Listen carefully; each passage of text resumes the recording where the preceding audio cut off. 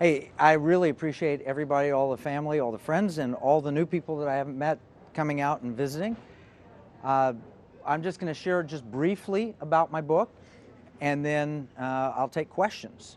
And when we get to questions, if you have a question, I'm going to ask that you raise your hand so that we can get you on. C-SPAN has joined us, and we'll get you on camera and get the question answered.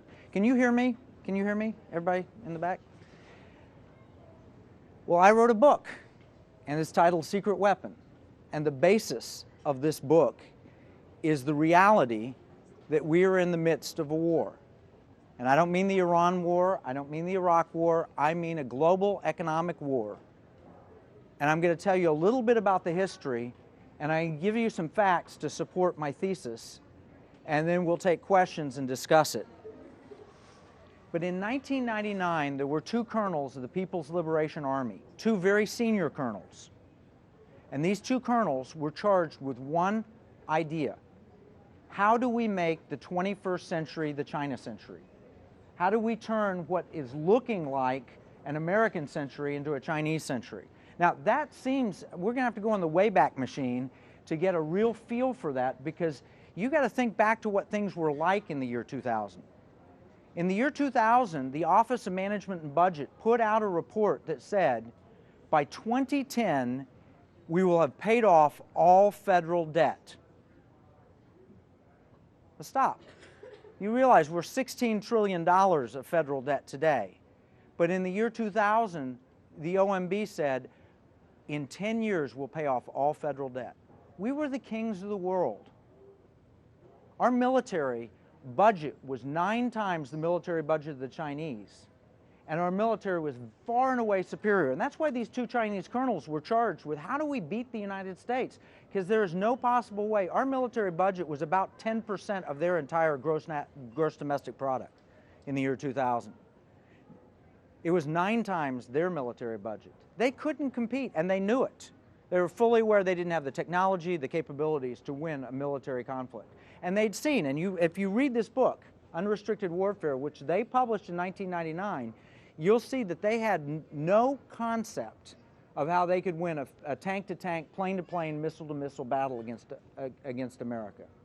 They'd seen what we'd done in the Gulf War I. They'd seen that we'd taken the 4th largest standing army in the world, and apart from the 3 larger armies, the greatest fighting force in the history of the planet to that date under Saddam Hussein, and we'd shove them out of Kuwait in a matter of days, really a matter of hours. They recognized our military superiority. They also recognized our economic superiority. Our economy was more than 3 times as big as the Chinese economy. We were going to pay off our debt. Our stock market was hitting new all-time highs. We were accomplishing things. The Dow was about 12,000, not that far from where it is here now 12 years later.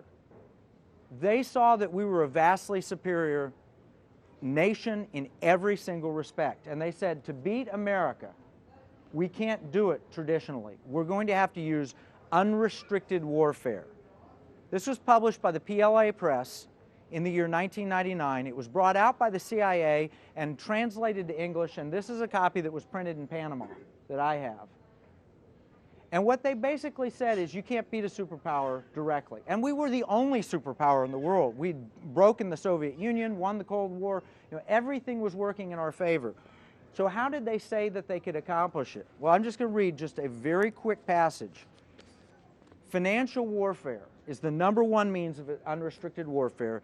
It means in which a country is subjugated without a drop of blood being spilled, means entering and subverting banking and stock markets and manipulating the value of a targeted currency. Think about that. This is their means of warfare. This is the Chinese effort to beat the United States. Now, what's happened since then? Well, you see on the cover of this, the picture that they chose to put on a book published in 1999 is the Twin Towers in flames. Why? Because if you read the book, you'll see that the Chinese authors suggested that there was a guy named Osama bin Laden that was the prototype terrorist that could probably be encouraged to attack the Twin Towers. Now, I'm not suggesting the Chinese had anything to do with it.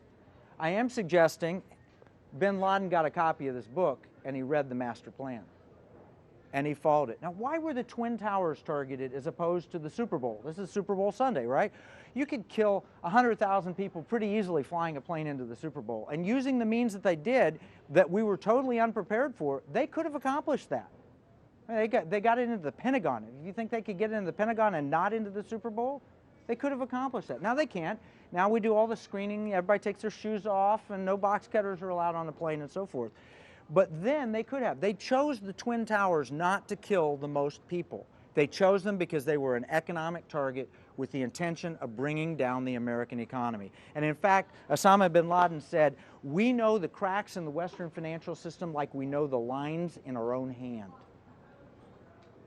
They attacked the Twin Towers following this book and this structure. Now, Al-Qaeda's continued that. I don't know if you realize it didn't make much press. They just busted a couple of Al-Qaeda's operatives in London attempting to blow up the London Stock Exchange. There's a massive plot, and very few people recognize that that took place.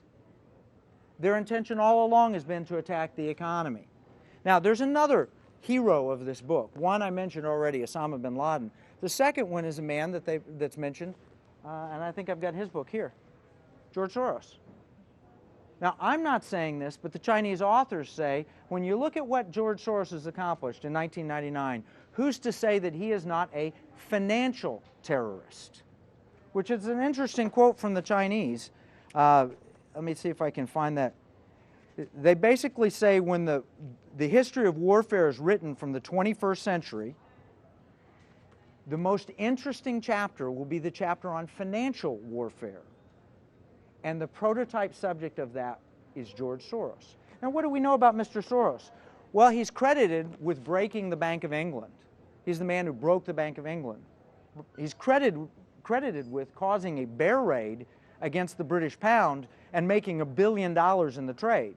Now, we know that. He came out publicly and said, "I'm shorting the pound and I'm going to make profit when it breaks." And it did. It broke and he made profit.